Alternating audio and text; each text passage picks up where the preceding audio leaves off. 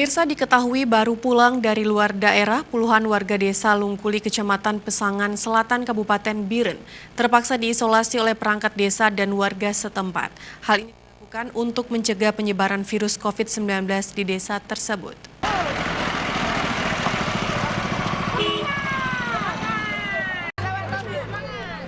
Aparatur desa beserta warga dan para petugas puskesmas dan gabungan TNI Polri melakukan penyemprotan disinfektan ke beberapa tempat umum dan rumah-rumah warga yang diketahui ada anggota keluarganya baru pulang dari luar daerah di desa Lungkuli, Kecamatan Pedangan Selatan.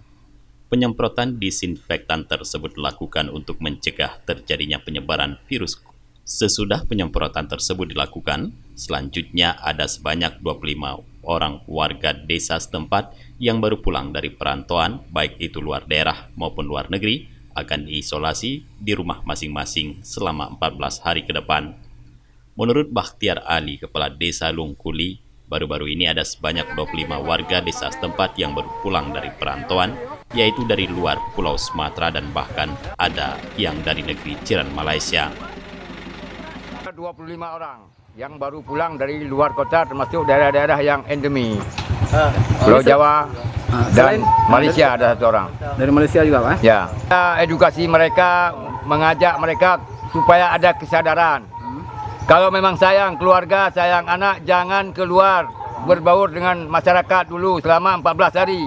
Sebagaimana anjuran para medik di atas lembaga desa.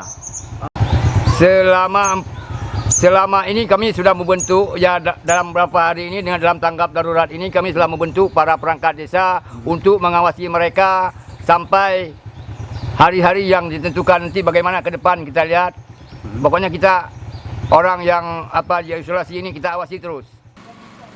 Bakhtiar Ali mengatakan ke-25 orang warganya yang baru pulang dari perantauan tersebut sudah dilaporkan kepada petugas kesehatan di kecamatan tersebut. Dan bahkan semuanya sudah ditetapkan status sebagai orang dalam pantauan atau ODP.